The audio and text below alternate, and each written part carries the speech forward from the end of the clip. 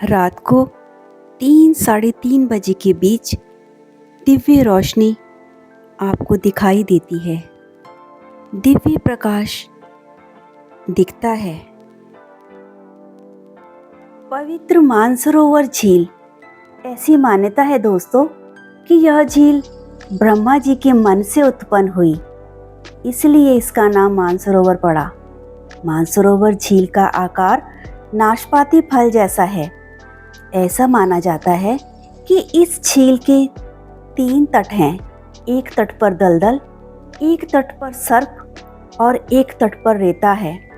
जिस तट पर दलदल और जिस तट पर सर्प हैं, यदि रात के समय आप वहां रुकते हैं तो करीब 3-3:30 के बीच आपको आकाश से उतरती हुई दिव्य रोशनी दिखाई देती है। दिव्य प्रकाश दिखता है। पवित्र मानसरोवर झील के दिव्य दर्शन और पूजन के बाद मन पावन हो गया। यहाँ की ठंडी हवाओं में शिव का स्पर्श है, परंतु अभी हमारी यात्रा अधूरी है। असली तपस्या तो अब शुरू होगी। अब हम निकल पड़े हैं कैलाश पर्वत की परिक्रमा के लिए। कैलाश पर्वत स्वयं भगवान शिव का धाम। यहाँ आकर ऐसा लगता है मानो धरती और आकाश के बीच का पर्दा हट गया है। दोस्तों, यह वही स्थान है जहाँ बस ने हमें ड्रॉप किया। आज का दिन हमारी अद्भुत और पवित्र परिक्रमा का सबसे महत्वपूर्ण दिन है और परिक्रमा का पहला पड़ाव है यमद्वार। यहाँ प्रवेश करने के बाद मनुष्य अपने पुराने पापों से मुक्त हो जाता है। कैलाश की ओर कदम बढ़ाने से पहले हमें यहाँ रुककर प्रणाम करना है और अपने जीवन के सारे बोझ को उतारकर हल्के मन से यात्रा की शुरुआत करनी है। आगे बढ़ते हुए यमद्वार पर लगे घंटे को आप ना बजाएं। सिर्फ महादेव का स्मरण करके प्रार्थना करें कि हमारी यात्रा सफल करना। यमद्वार से आगे बढ़ते हुए सामने खुला आकाश, ऊंचे पहाड़ और ठंडी फुहार हमें छूती है तो ऐसा लगता है कि महादेव स्वयं अपनी गोद में आमंत्रित कर रहे हों। यमद्वार के बाद रास्ता सीधा और सरल है, लेकिन हर कदम पर एक अलग अनुभूति है। हर कदम पर नई ऊर्जा मिलती है। ऐसा लगता है स्वयं भोलेनाथ अदृश्य रूप से हमारे साथ चल रहे हैं, हमें सहारा दे रहे हों।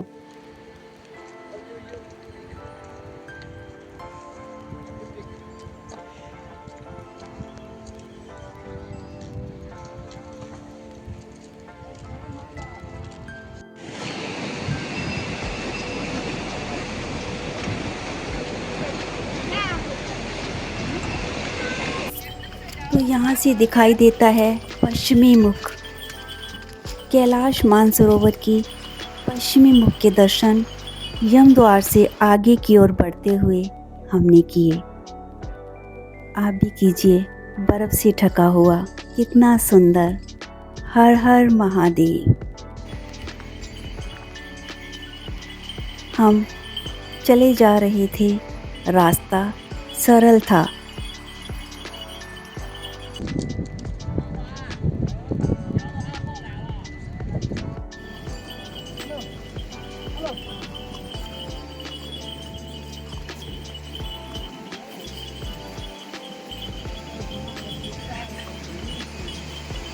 कभी तेज़ धूप तो कभी बारिश। ऐसे मौसम यहाँ लगातार बदलता रहता है। रास्ते में झरने, नदियाँ, चट्टानों के बीच निकलती हैं पगडंडियाँ। इनको देखकर ऐसा लगता है कि हम सदा इसी पावन वातावरण में डूबे रहें।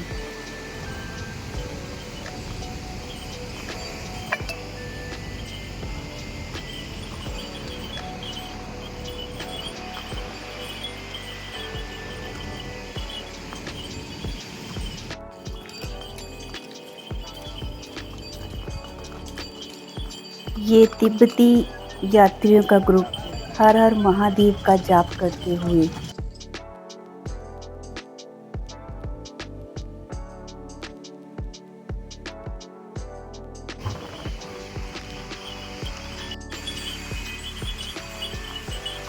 लगभग 3 घंटे बाद हम एक विश्राम स्थल पर रुके।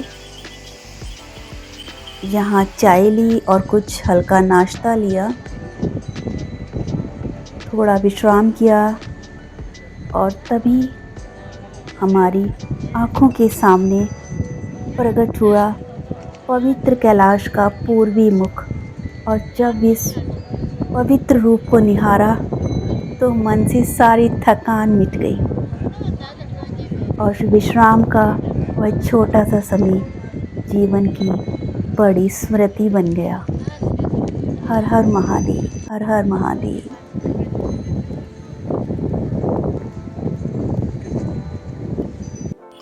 इसके बाद आगे की ओर चले, जल्दी ही दिरापुख पहुंचना था। रास्ते में सुंदर प्राकृतिक दृश्य देखते हुए आगे बढ़ रहे थे। यहाँ साफ सफाई का भी काफ़ी ध्यान रखा हुआ है। जगह जगह आपको डस्टबिन भी दिख जाएंगे ताकि गंदगी लोग बाहर ना फेंकें, जगह साफ सुथरी रहे।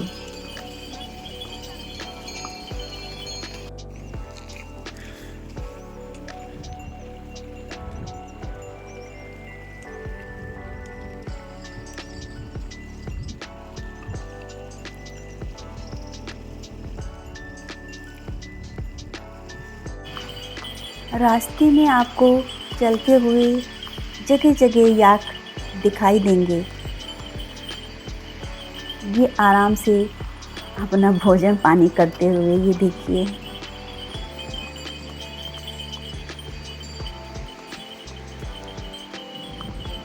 और यहाँ वही तिब्बती भक्तगण ग्रुप में बैठे हुए हैं और कुछ इधर चल रहे हैं। ये सब दिरापुख की ओर जा रहे हैं। ये वही डॉर्मेट्री है आज हमें जहाँ रुकना है दिरापुख की। तो साथियों, कैलाश मानसरोवर यात्रा का हर पल जीवन में अमिट छाप छोड़ देता है। लेकिन जैसे हम दिरापुख पहुँचे तो कैलाश के उत्तरी मुख के दर्शन कर लगा जैसे समय थम गया हो और आत्मा सीधा भगवान शिव के चरणों में पहुंच गई हो। ये दृश्य इतना विराट, इतना अलौकिक कि शब्दों में बांधना असंभव है। काले पत्थर और सफ़ेद हिम से सजा यह मुखमंडल मानो भगवान शिव स्वयं ध्यान मगन स्वरूप में हो। कैलाश के उत्तरी भाग में कई आकृतियां दिखाई देती हैं, जहां कई श्रद्धालु इसे हनुमान जी की आकृति कहते हैं, तो तिब्बती लोग इसे महान संत मिलारेपा से जोड़ते हैं। उत्तरी मुख की एक विशेष बात यह थी कि श्रद्धालु यहाँ आकर कैलाश के चरण स्पर्श कर पाते थे। लेकिन 2024 तक यह परम सौभाग्य संभव था, जिसे चाइना सरकार ने सुरक्षा कारणों और सीमावर्ती नियमों का हवाला देते हुए बंद कर दिया है। कुछ देर सबने मौन साधा, आंखें बंद की और हृदय से प्रार्थना की कि हे कैलाशपति, हमें शक्ति दो, हम परिक्रमा पूरी कर सकें। हर हर महादेव, हर हर महादेव। दिव्य शिव के दर्शन। हर हर महादेव। दोस्तों, जीवन में कभी कभी ऐसे पल आते हैं जब इंसान को लगता है कि वह धरती पर नहीं बल्कि किसी और ही लोक में प्रवेश कर चुका है। आज मैं आपके सामने उस अद्भुत अनुभव को साझा कर रही हूँ। पवित्र कैलाश पर्वत की दूसरी परिक्रमा। यह परिक्रमा कठिनतम मानी जाती है क्योंकि इसमें हमें पार करना होता है डोलमा पास और इसी मार्ग पर मिलता है पवित्र गौरी कुंड। पहली परिक्रमा पूरी करने के बाद दिरापुख में रात बिताकर सुबह जल्दी ही हमने यात्रा शुरू की। आज की परिक्रमा लगभग 22 किलोमीटर की है, जिसमें शुरू से ही चढ़ाई शुरू हो जाती है। और अब शुरू हुई सबसे कठिन चढ़ाई डोलमाला पास की। यह समुद्र तल से लगभग 5,650 मीटर की ऊंचाई पर स्थित है। यहाँ ऑक्सीजन बहुत कम हो जाती है, सांस फूलने लगती है, पैर मानो भारी भरकम हो गए। लेकिन हर भक्त के हृदय में एक ही नाम गूंज रहा था, हर हर महादेव, हर हर महादेव। लगभग 3 घंटे के बाद डोलमाला से पहले हम यहाँ चाय नाश्ते के लिए रुके और हमारी ट्रैवल एजेंसी की तरफ से पैक करके दिए हुए खाने को खाया, जिसमें सैंडविच और फ्रूट मिला था। थोड़ा विश्राम किया। मम्मा,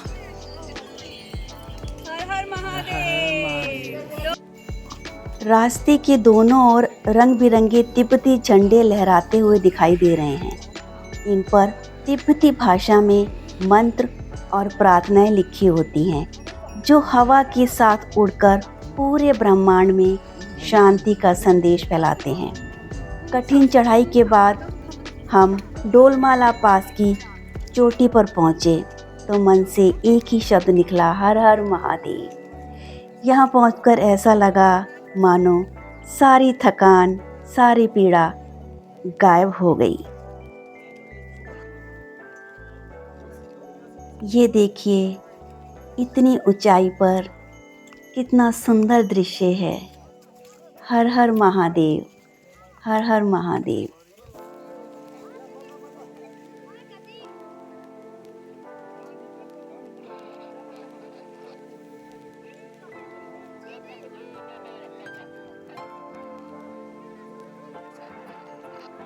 डोलमाला पास से नीचे उतरते हुए हमें पवित्र गौरी कुंड के दर्शन हुए।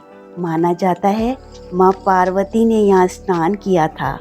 पहाड़ों की गोद में यह झील किसी आभूषण की तरह चमक रही थी। ठंडी हवा, मंत्रों की गूंज और बर्फ से ढके कैलाश की झलक, हर दृश्य शब्दों से परे है। गौरी कुंड के बाद रास्ता उतराई वाला हो जाता है, तो यहाँ पर भी पत्थर, ऊबड़ खाबड़ रास्ता है। तो हमें धीरे धीरे छोटे छोटे कदम आगे बढ़ाने हैं। यात्रा के समय कई बार ऐसा लगता है कि अब शक्ति साथ नहीं दे रही, तभी शिव का स्मरण होता है और कदम अपने आप आगे बढ़ जाते हैं। आसपास का दृश्य ये एहसास दिलाता है कि हम किसी साधारण स्थल पर नहीं, बल्कि भगवान शंकर के धाम में हैं। पवित्र गौरी कुंड के दर्शन करने के बाद नीचे उतरते हुए सामने आता है एक बड़ा सा ग्लेशियर। मानो स्वयं भगवान शंकर के चरणों से बहती दिव्य गंगा यहाँ बर्फ बनकर ठहर गई हो। ये सब देखकर ऐसा लग रहा था कि हम देवभूमि में यात्रा कर रहे हैं। कुछ दूर चलने के बाद हम पहुंचते हैं शिव स्थली, जिसे त्याग और तपस्या की भूमि कहा जाता है। तिब्बती लोग कहते हैं शिव स्थली में किया गया दान जीवन के पापों का बोझ हल्का करता है। दोस्तों, गौरी कुंड के बाद यह चोखा नदी एक ऐसी बाधा है जिस पर कई पत्थर हैं और परिक्रमा करने वाले सभी यात्रियों को इन्हें पार करते हुए आगे बढ़ना है।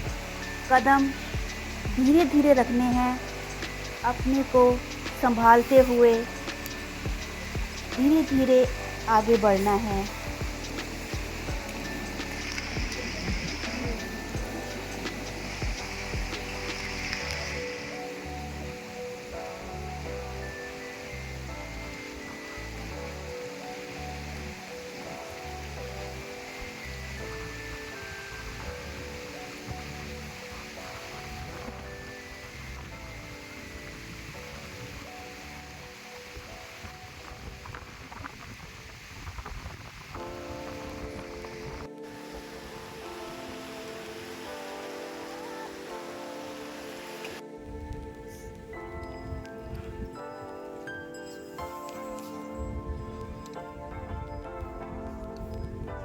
यहाँ हर पत्थर, हर हवा का झोंका, हर जल की बूंद एक मंत्र है। इसीलिए कहा जाता है कैलाश की परिक्रमा केवल शारीरिक यात्रा नहीं बल्कि एक आध्यात्मिक साधना है। नीचे उतरते हुए ऐसा लगता है मानो शिव और शक्ति हर कदम हमारे साथ हैं। जय भोले बाबा की।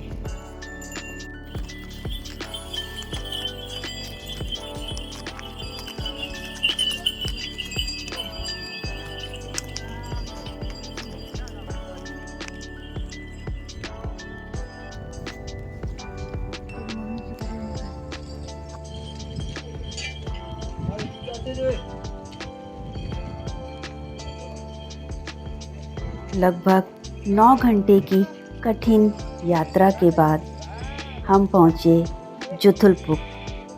तो शरीर थक चुका था लेकिन आत्मा तृप्त थी। एक अद्भुत संतोष, डोलमाला और गौरीकुंड का अनुभव जीवन भर के लिए स्मृति बन गया था मानो। कैलाश की दूसरी परिक्रमा का हिस्सा कठिन ज़रूर है लेकिन हर कदम पर दिव्यता और शिव का आशीर्वाद हमारे साथ है। यात्रा अभी जारी है।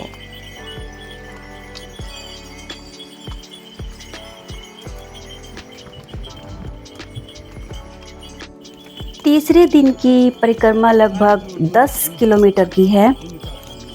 सुबह जल्दी ही हम जुथुलपुक से निकले। हवा में ठंडक थी। हर कदम पर ऐसा लगता है जैसे मानो ब्रह्मांड हमें इस यात्रा के लिए आशीर्वाद दे रहा हो। जैसे जैसे हम कदम आगे बढ़ाते हैं लगता है मानो महादेव हमें स्वयं भीतर से मार्ग दिखा रहे हों। रास्ते में साइड पर ये बह रही है कर्नाली नदी, जो कि नेपाल में कर्नाली के नाम से जानी जाती है और भारत में घंगर के नाम से जानी जाती है। तीसरी परिक्रमा में ऐसा अनुभव होता है कि समय थम गया हो। बस है तो केवल शिव का स्वरूप, शिव की महिमा और शिव का अनंत आशीर्वाद। यात्रा करते करते मन में विचार आता है कि हम इस जीवन में कितने सांसारिक बंधनों में उलझे रहते हैं। यहाँ आकर सब बंधन टूट जाते हैं। यहाँ कण कण में हमें यही संदेश मिलता है कि छोड़ दो अहंकार, मोह माया और शिव में लीन हो जाओ। तीसरी परिक्रमा लगभग 2.5 घंटे में पूरी होती है। तीसरी परिक्रमा के बाद ऐसा लगता है कि जीवन में जो अधूरापन था वह अब पूर्ण हो गया। पवित्र कैलाश की परिक्रमा हमें केवल कैलाश के चारों ओर नहीं घुमाती बल्कि हमारे भीतर की गहराई तक हमें पहुंचा देती है। जय हो कैलाशपति महादेव भोलेनाथ। 3 दिन की परिक्रमा जिसके हर कदम पर हमने स्वयं को महादेव को अर्पित किया, आज पूर्ण हो चुकी है। आज तीसरी परिक्रमा के अंतिम पड़ाव पर पहुँचे हैं। सबके मन में एक ही भाव था, हम खाली हाथ आए थे पर लौटते समय शिव की कृपा, उनका आशीर्वाद लेकर जा रहे हैं। शरीर की तो सीमाएं हैं पर आत्मा की नहीं। अब यात्रा का अगला अध्याय शुरू हुआ, वापसी का। कैलाश से दूर कदम बढ़ाना आसान नहीं था। हर कदम पर मन पीछे मुड़कर देखना चाहता था कि एक बार और उस दिव्य शिखर को निहार लूं, जहां हवा भी ओम नमः शिवाय का जाप करती है।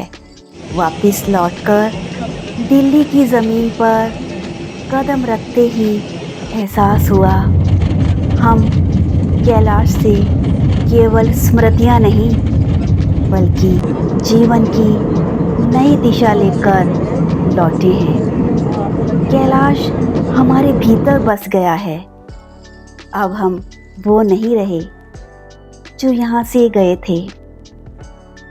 महादेव ने हमें केवल अपने दर्शन ही नहीं दिए, बल्कि जीवन जीने की नई दृष्टि भी दी। और यही है हमारी इस यात्रा का सबसे बड़ा प्रसाद, सबसे बड़ा आशीर्वाद।